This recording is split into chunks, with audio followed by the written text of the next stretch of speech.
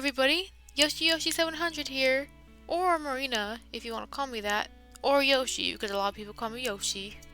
So, this is going to be another speed paint story time.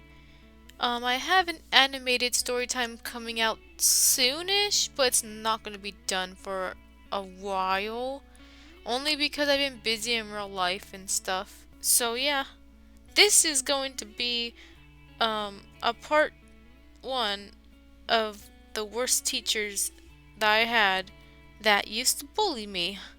And not only that, they would encourage their favorite students to bully me as well.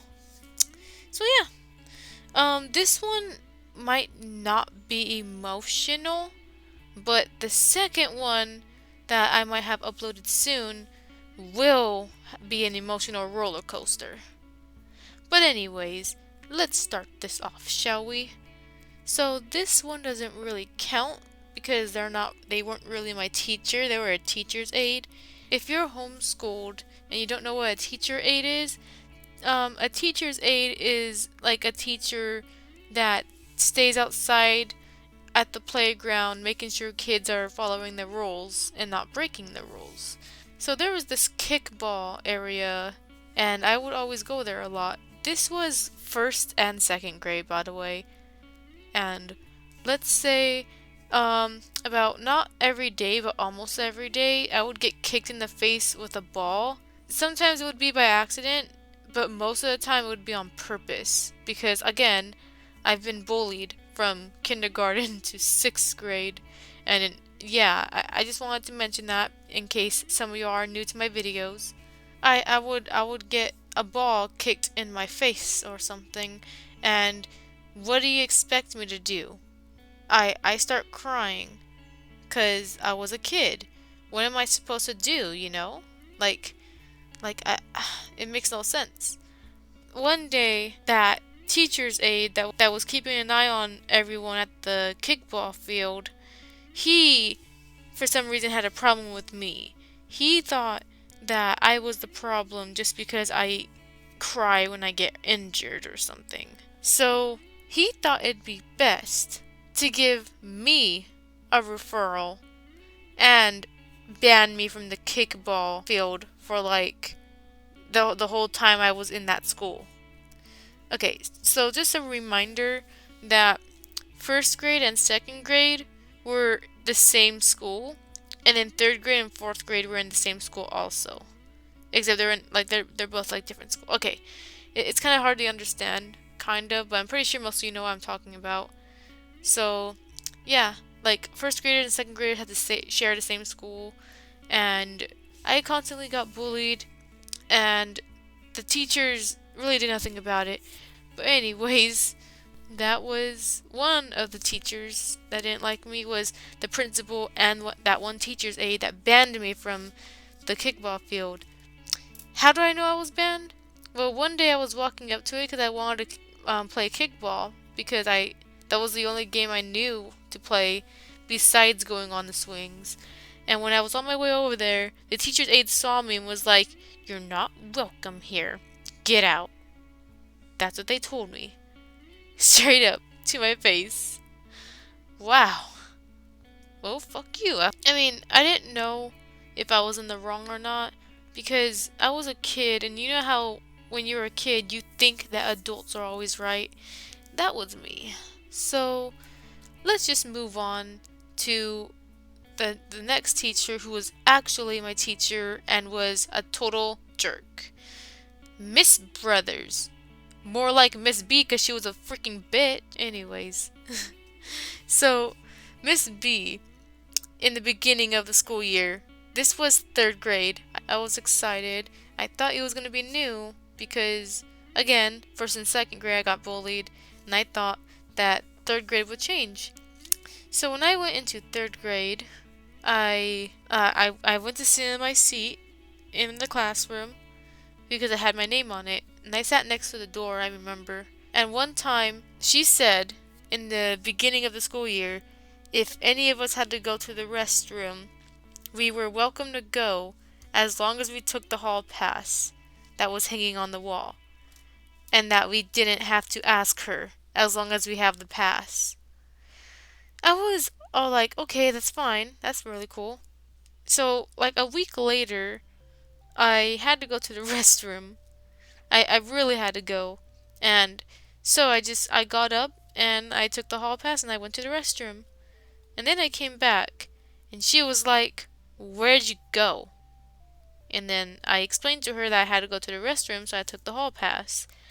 And she was like, "Don't ever get up from your seat again. You ask me first. You don't just walk up and go." Lady, you just said in the beginning of the school year that we can go to the bathroom as long as we take the hall pass.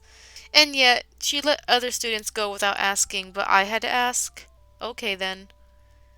This was also a time where rumors started coming around the school about me. Kids would be telling other kids, "Don't hang out with Marina. She's a total crybaby and she's a weirdo." The reason why they called me a weirdo was because I played video games. That's right. The school and the area that I lived at were freaking sexist. Not to mention they were also homophobic and stuff. But okay then. So, I also was like very, very shy. And if I ever got in trouble for something, I would get really sad, which is understandable. I mean, I feel guilty. So one time I was getting bullied by the whole class one time. And we didn't, Miss B wasn't in that class, but even if she was or is in the classroom, she would still let the students bully me. When I tell Miss B, she would get me in trouble. But this one time we had a substitute teacher, and she wasn't a bad teacher. She was just doing her job. So I'm pretty sure Miss B told her to watch out for me for some reason. But one time, I was way into drawing before, but I also drew a lot of vent art when I was little. But I didn't know what vent art was. I just drew what I had in my emotions back then. And one time, as I was getting bullied that day with this, as a substitute teacher was helping another student, I was getting bullied and called a crybaby and stuff like that. I drew some random characters with blood and stuff like that. It was more like if I remember, it was a creepypasta drawing, but I can't remember which one. So maybe it was either creepypastas or it was something from a horror movie or something like that. So, I drew that, and you wanna know what my bullies did? They saw the drawing, told the teacher that I drew pictures of them getting hanged. Yeah, they told the substitute teacher that I was a troublemaker too, and that I drew them getting hanged and murdered, when the characters were not even them. It was just a vent art. I didn't even know what vent art was, but still, I was into drawing. And the substitute teacher got me in trouble, but she didn't want to give me a referral. However, she told Miss B what happened, and Miss B gave me a referral. And then she told my mom that I drew a picture of all the classmates as corpses. Yeah, she told my mom that. And I got in trouble. So yeah, that's what happened. Another thing that happened was this. It was a cold day outside. It was winter time and Christmas was around the corner. And one time I brought my scarf. I had a scarf and it had about 3 Disney princesses on it, and that was it. It was like a pink scarf too. So I wrapped the scarf around my desk. It was like at the bottom of the desk, so I just wrapped it there that way it wouldn't get lost. And my counselor, yes, I had a counselor who helped me get through the school year. She came into the class and asked for my name, and I was like, "Oh, I'm here." And she goes, "Oh, I'll meet you at the classroom in a bit." So I start getting ready. I put my books away and stuff. And my shoelace or something, if I don't remember what happened, but the scarf caught onto my leg for some reason, and the students started laughing because I tripped and fell. And when I tripped and fell, Miss B looked over and was like she yelled at me. She was like, why did you tie the scarf on your leg. And I was like, I didn't tie my scarf on my leg. It got tangled up. She took my scarf and she threw it away. She just threw it away. And that hurt. Because if I remember, somebody that I loved gave me that scarf, if I remember. And she just threw it away and said that I was never getting it back. Not only that, the bag that she put the scarf in with the garbage, she threw it out that way I could never get it back. Yeah, that's what happened. I went to the counselor and I explained what happened, but let's just say when the counselor or the principal confront Miss B about it, Miss B lies badly. She'll just tell them, she told them that I straight up tied the scarf on my leg on purpose and that she didn't throw it away, stuff like that. And she gave me a referral. Pretty messed up, my dudes.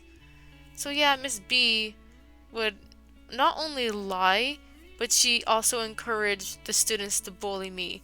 So when I try to ask for help that one of the students are bullying me, she just laughs and just like would be all like, "Huh, do your work." That's all she does. Okay, so here's another thing she did that made me really mad.